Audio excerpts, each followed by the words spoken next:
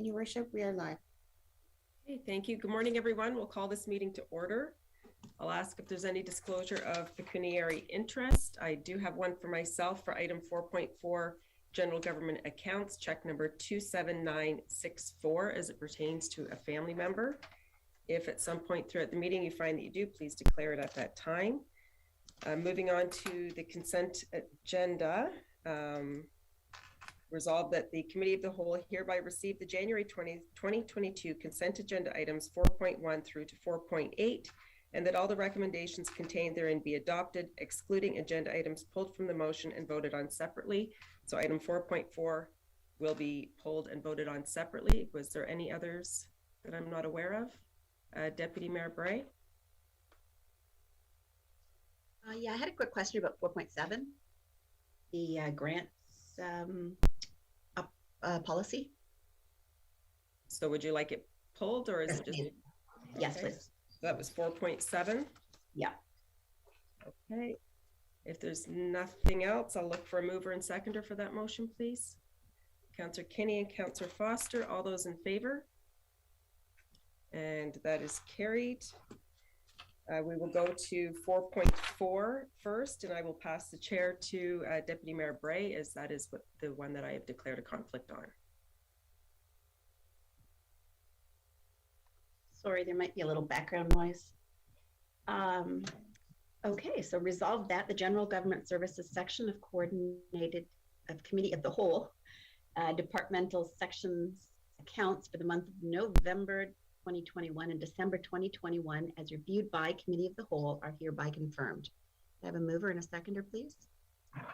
Councillor Kinney, Councillor Foster, and all in favor?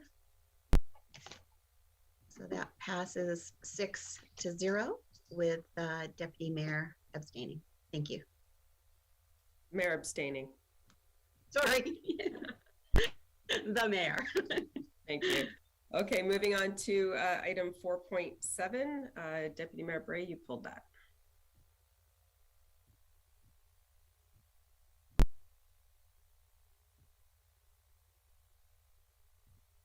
Sorry, I thought I'd get really clever and put my notes on the software this month, and didn't really go that well because now I have to find them. And I can't see them. Shoot. Give me 30 seconds.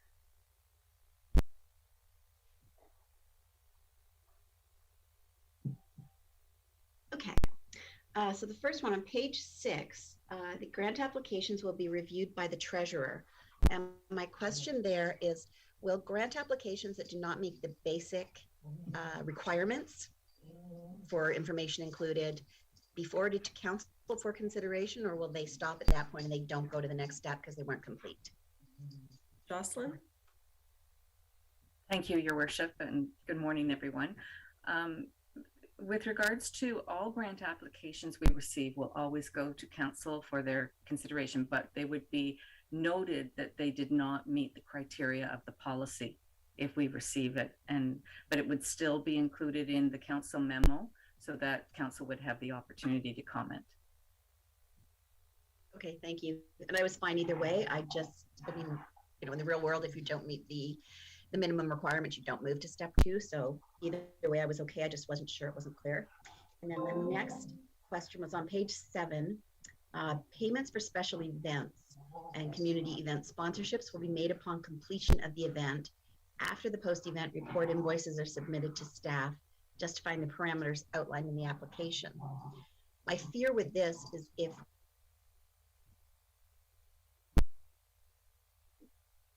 I think you froze. Sorry. Oh, you're back. You can repeat whatever we missed. Okay. Did you hear the first part or nothing? Okay. We heard a little bit. Maybe just start again to make sure we're clear. Okay. So it's page 7, and it's to do with the payment of the grant for a special event. So basically it says that payment will be made upon completion of the event after the post-event report and invoices are submitted to staff. So my concern with that is many special events, particularly the smaller, newer ones that could really benefit from our seed funding, wouldn't get the money until the event was complete, the invoices were all in, and then they submitted to them. So unless they kind of had access to a loan, many of the events might not be able to take place with this delayed funding. And I wonder if we could maybe, give half up front and then half when, because I understand the need for getting the paperwork, and we certainly want to hear how the event went. But I'm just afraid if they get a $5,000 event to host a speaker, they might not be able to pull that event off without getting the money until 30 days after. Okay, Jocelyn, can you speak to that, please? Your worship, perhaps we could defer this to Chris Bruce, because that part of the policy is administered by his team. Okay, Chris. Certainly, I would only respond in the way that it's been developed so far, and it has been deemed it could be advantageous that the town sets up the sponsorship in a manner that works somewhat like a peace bond. Often there are questions that, did the tear down and the cleanup work out properly? And were all of the fees paid correctly? So for example, the town may have $5,000 in fees, and we get that money up front. We deliver the stage or the street sweeping, the beach closing, the road closing, whatever may be required, which has related fees. And only once the event goes off successfully and the event provider follows through on all of the intended elements that they wanted to provide, and then we would reimburse with the $5,000 sponsorship grant. So this was our intent with developing the process this way. As you know, this is a new element in the grant policy, and we wanted to cleanly define so that it was consistent with all event providers. But I think that your question has merit, and I commend you for noting this element, because it is truly set up in a manner that money would not be bankrolled by the town, but instead refunded to the event operator. But if council feels like this helping hand, in a sense, for example, 50% 30 days in advance of the event, and then 30 days after the final reports and the operational plan has been followed through with correctly, it is ideal. We could amend and come back. I don't think that is unreasonable, and it's the type of arrangement that could be set up on a case-by-case basis with our event providers so that it's allowed with the policy. Okay, anything further, Deputy Mayor? No, it certainly answered my question. I guess my suggestion is maybe it could be 50% upfront, 50% balance. So there's certainly an incentive, or not to exceed the amounts owing to the town, or I think it's a little harsh to not fund anything for 30 days. Okay, Councillor Watson. Your worship, yeah, I would have a concern. We've had on occasion events that get promoted and they don't come off, they don't happen, and I would be concerned with us giving monies up front and someone just going away with it, not having the event's not successful and selling enough tickets. We've had that happen before, so it's a balancing act, but I think anyone putting on an event should be able to fund it, I would think. Okay, Councillor Belanger. Yes, just for my clarification is we're now talking about events related to more of charity or community organizations. Like we also have an event process where they can where we have a budget and they can apply for a lot more money. So I guess my question is would they not, if they're conducting an event, and why would we not have it go through the event process with our event team as opposed to adding this to grants? Chris? Thank you for your question, through you, Mayor Bifulci, to Councillor Belanger. Certainly, this is a new added layer, Councillor Belanger. You may remember that there was discussion in budget And we had a number of notable questions from counselors talking about developing parameters around where the event sponsorship monies go. Certainly, there are some requirements that we've now built into this policy that will run in tandem with an event application. So one of the requirements for the sponsorship is that the request for sponsorship application is submitted with the full special event application. I do think that this consistent manner in the way that we will be doling out sponsorship money to special events in the future is advantageous, and it was developed based on feedback from council members in the fall when we had a moment to highlight monies in the special events budget where sponsorships are doled out. Okay, thank you. Councillor Wells. Thanks. Perhaps a little bit related to it is in the, and maybe I missed this going through, but in the event application, so we're applying for a grant of $5,000 or $25,000.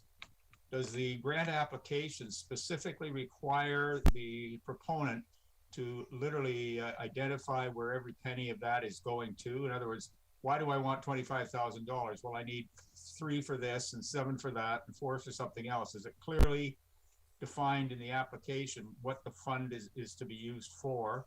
And secondly, at the end of the event, is there a requirement for a very significant financial statement from the event organizers, which would then supposedly mimic the application in the first place?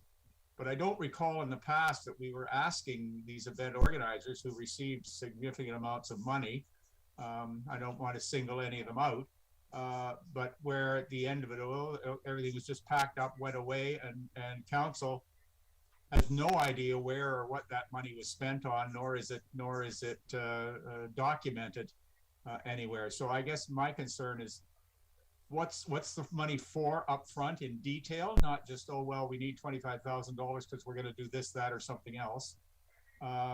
Where is it specifically targeted to? And secondly, a complete full financial statement back to the town at the end to prove that the money was used as it was intended. Okay, Jocelyn or Chris?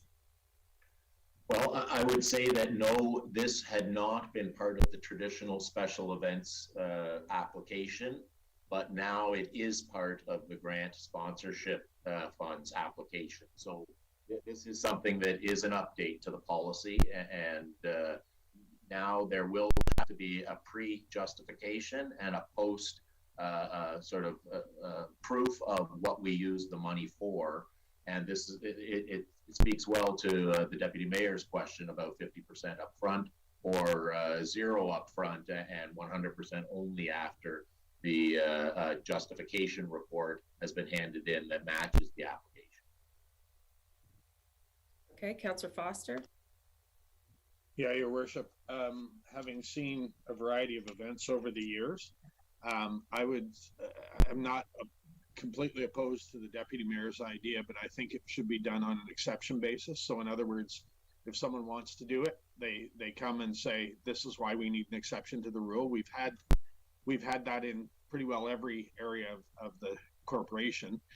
Again, I kind of agree that, you know, some of these events seem like great ideas, but for whatever reason, whether it's COVID or lack of interest, they don't come off. And I don't want to, from a point of view of accounting, I want to make sure that we're not just putting the town in a position that money just disappears. So I'd suggest an exception basis.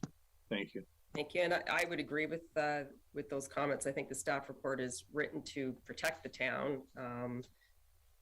So I will be supporting it. Deputy Mayor Bray, did I see your card up again, or hand? Yes, I did. As much as I think the staff report protects the town, I believe it also makes the grants and sponsorships almost useless for organizations such as Women in Business, who a number of years ago brought a high-profile speaker to town. Because as a volunteer group, they don't have thousands of dollars in the bank. They couldn't front end an event, but the event was very successful. They raised money. They, had a few hundred people. They've only done it the once, because they didn't qualify for the next year for funding. But I think it really does add that level of, events to our town if the right organization does have access to these grants. So that's my only concern is by all of the money after the fact, all of those volunteer organizations that don't have a bank account that they can pull from, which when you read the new policy, we don't want our volunteer groups to have huge amounts in the bank, because if they do, they probably shouldn't be applying for a grant. So I think that it almost talks against itself. And that's why I'd like to just see this maybe go to 50-50, or at least some consideration for that. Okay, so I've heard some members of council suggest that we could still, if we move forward with the policy as presented by staff, we could still look at exceptions along the way, where a known group who has a good track record and all of those things could come forward and ask. Or we've got what the deputy mayor is proposing as a change to the dollar amounts and how it goes forward. So I'm looking to council as to how you want to move forward with it. If you're looking for an amendment to be added and voted on, then somebody will need to bring that forward. Deputy Mayor Bray? I'm certainly willing to bring it forward to see if there's support for it, because I think the policy as itself is too restricted, and it will reduce the access to the majority of the small events. And my understanding was our sponsorship was meant to be seed money, not to be continuing funding year after year, but to encourage new events. I would So your amendment to just say that there would be, just trying to see what it says. Payments for special event and community event sponsorships would be 50% upfront, with the balance once the reporting and invoices are complete. Okay, and is there a seconder for that? Okay, there's no seconder for that amendment. So we're with the original motion, Councillor Wells. I would not support the 50-50 sort of thing, because again, it's the accountability for where this money's going. But I do, I think David Foster has an idea that I can support, and that is that an individual group such as we're talking about, such as your Women's Business Association, can, as part of their application, ask for an exception and ask for a certain amount of money up front to make it go, or the whole amount up front to make it go. But they'd have to provide a case, and I trust our staff. I don't believe this should have to come back to council every time. I trust our staff completely to determine if in fact the request for an exception is valid, and to move forward on that basis. So I would support a motion to add the exceptional, the request for an exception clause into the document, but that's just my position. Are you moving an amendment to that effect? Sure, I'll move the amendment to the effect that there's an opportunity to ask for an exception, and that the staff will determine whether or not it is appropriate. Okay, do we have a seconder for that amendment? Councillor Foster? Okay, discussion on that amendment. Councillor Belanger? Yes, thank you, Mayor. I just agree with Stan, and I was concerned about the timing if it had to come back to council. But if staff makes that exception, then I believe it shouldn't go to a single individual. That maybe it's the director of recreation and facilities and the CAO, but we should define, I guess, the process in approving the exception. But it should be expedient. So thank you. Okay, Councillor Kinney? Thank you, Worship. Yes, I can support the concept of an exception. And I think that's what we generally do with a lot of our debates and a lot of our bylaws, that if an exception comes in, we listen to it at council. However, as Councillor Belanger and Councillor Wells mentioned, I see no issue with it going back to staff and allowing staff to make those decisions, because as Councilor Belanger, sometimes it's time sensitive. Thank you, Worship. Okay, thank you. Councillor Foster? Yeah, Your Worship, and thank you everyone for the support on that. I also, to Councillor Belanger's point, I agree with that, but you can go, is that something that needs to be outlined in the policy, or is that a procedure? So in other words, the policy says that people have the ability to request an exception to the rule. And then the procedure that staff would implement is that whoever gets that request, whether it's Chris or somebody else in the Parks and Rec, they seek another position. So I don't know whether we need to outline the procedure so much as the policy says you have the ability to do that. Anyway, also, I'm still seconding it either way. Okay, I'm just going to look to the clerk and ask if we were to pass an amendment today that a clause be added to this policy that would allow for exceptions to be requested by those asking for dollars and to be left at staff's discretion. Is that enough, or do we need more?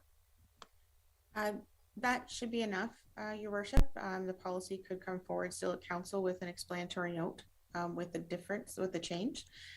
We do have other policies that have this clauses like this in it. Dog licenses, some of the things that some staff are able to approve exemptions. So it's perfectly fine to do that within the policy, but I think it should be mentioned within the policy, and then staff can come up with their procedures for administration.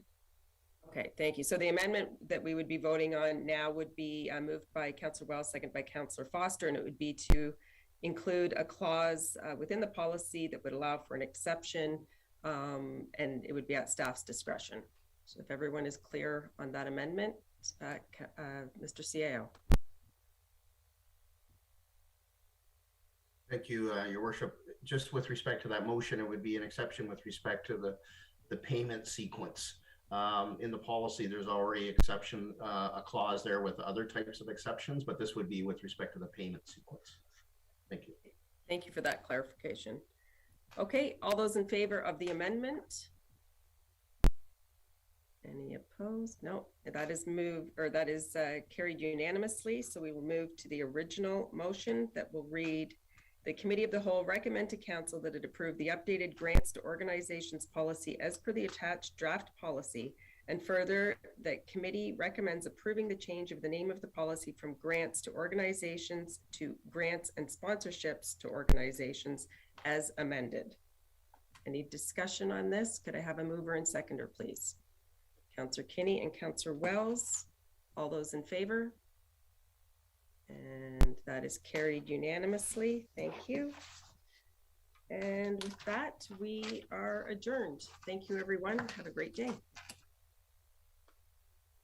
See you all at 10 o'clock, up on 65 feet in the air.